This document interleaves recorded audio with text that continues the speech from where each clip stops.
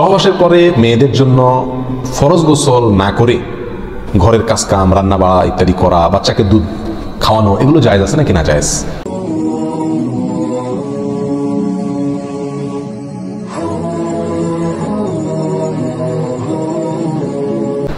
গোসল ফরজ হওয়া অবস্থায় গোসল না করার আগ পর্যন্ত কয়েকটা কাজ করা নিষেধ।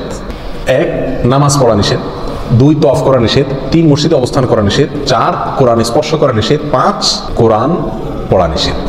এই 5টি কাজ ছাড়া আর কোনো কাজ কিনা নিষেধ না।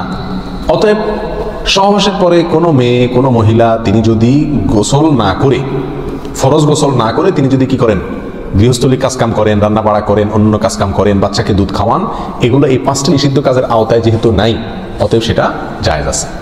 আমাদের দেশে যত কঠোরতা সব মেয়েদের উপরে, ছেলেদের উপরে নাই। ছেলে গোসল ফরজ হয়েছে, 2-4 ঘন্টা শুয়ে রয়েছে বা এমনকি হাঁটাহাঁটি করছে, তাকে তেমন কেউ কিছু বলে না। সমস্ত চাপগুলা মেয়েদের উপরে। আর এই ফতোয়াগুলা মেয়েদের উপরে, ফতোয়াগুলা দেয়ও বেশিরভাগ মেয়েরাই। কথার কথা, ননদ আছে, শাশুড়ি আছে বা অন্য কেউ আছে বা জাল আছে, তো তারা খোঁচাইতে শুরু করে যে গোসল না করে বাচ্চাকে দুধ খাওয়াচ্ছে কেন, বাচ্চা কাঁদতে কাঁদতে মরে যায় কিন্তু দুধ খাওয়ায় না কেন, কারণ গোসল করে নাই। তো এগুলো না জানা কারণ হয়েছে। ফরজ গোসল না করে 5টি কাজ করা নিষেধ, এর বাইরে আর কোনো কাজ নিষিদ্ধ না। অতএব এমনকি আপনি রোজাও রাখতে পারেন, কি ফরজ গোসল না করে রাখতে পারেন বলতে সাহরি খেতে পারেন, সাহরি খেয়ে রোজা শুরু করতে পারেন।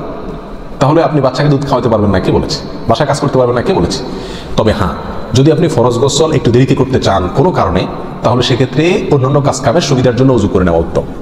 সহিহ মুসলিমের এক হাদিসে আসছে, নবী আলাইহিস সালাম গোসল ফরজ হলে ওই অবস্থায় যদি কেউ ঘুমাইতে চায়, শুয়ে থাকতে চায় অথবা অন্য কোনো কাজ করতে চায়, তাহলে তাকে ওযু করে নেওয়ার পরামর্শ দিয়েছেন। অতএব ওযু করে নিয়ে এরপর অন্যান্য কাজ করা উত্তম। এর বাইরে ওযু ছাড়া যে সে কিছু করতে পারবে না, ব্যাপারটা এরকম না। একবার আবু হুরায়রা রাদিয়াল্লাহু তাআলা আনহু, তার সাথে নবী আলাইহিস সালামের দেখা হয়েছে কোনো এক রাস্তায়, এই অবস্থায় যে তার গোসল ফরজ হয়েছিল। তো আবু হুরায়রা রাদিয়াল্লাহু তাআলা রাসূলুল্লাহ সাল্লাল্লাহু আলাইহি ওয়াসাল্লামকে দেখে এড়াইয়া চলে গেছেন, একরকম পালায়া চলে যাওয়ার মতো, যায় তাড়াতাড়ি করে গোসল টোসল করে তারপর আসলেন। নবী আলাইহিস সালাম জিজ্ঞাসা করলেন, আবু হুরায়রা তুমি কই গেছিলে, তোমার দেখলাম। বলে, ইয়া রাসূলুল্লাহ আমার গোসল ফরজ হয়েছিল, তো আমি আপনার সঙ্গে বসবো, সময় দিব, ফরজ গোসল অবস্থায় আমার কাছে জিনিসটা অপছন্দ লাগলো, নাপাক অবস্থায় ভাবে থাক, আপনার সাথে সাক্ষাৎ করব। তখন নবী আলাইহিস সালাম বলেছেন, সুবহানাল্লাহ, মুমিন আবার নাপাক হয় নাকি? অর্থাৎ এটা তো একেবারে তোমার পুরো বডি নাপাক হয়ে গেছে, টাচ করলে আমি নাপাক হয়ে যাবে, ব্যাপারটা তো এরকম না, তুমি এটাকে এত কঠিনভাবে নিয়েছো কেন?